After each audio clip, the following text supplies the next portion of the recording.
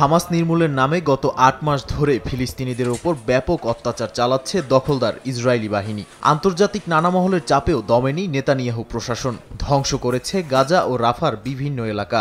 বাস্তুচ্যুত হয়ে পড়েছেন লাখ লাখ ফিলিস্তিনি। এরই মধ্যে স্থানীয় সময় রোববার এক সাক্ষাৎকারে ইসরায়েলের প্রধানমন্ত্রী বিনিয়ামিন নেতানিয়াহু গাজায় যুদ্ধ বন্ধ হবে না বলে হুঁশিয়ারি দিয়েছেন।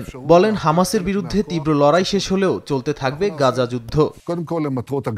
এদিকে উত্তরাঞ্চলের আল শাতি শরণার্থী শিবিরে হামলার পর এবার আল মাওয়াসি এলাকার বিভিন্ন শরণার্থী শিবিরের কাছে ঘোরাঘুরি করছে দখলদার বাহিনী। অন্যদিকে পশ্চিম তীরে স্থলাভিযানের মধ্যে ১২ বছরের এক শিশুকে গ্রেপ্তার করেছে দখলদাররা। এখন জন্ম সনদ দিয়ে খোলো বিকাশ স্টুডেন্ট অ্যাকাউন্ট। নিজের বিকাশ নিজে কর। এছাড়া উপত্যকাটির উত্তরাঞ্চলীয় কামাল আদওয়ান হাসপাতালে অপুষ্টির কারণে ২ শিশুর মৃত্যু হয়েছে।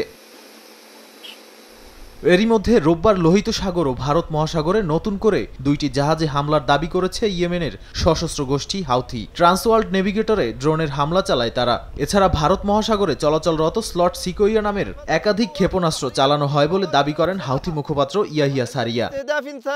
নাদিম মারজান, সময় সংবাদ।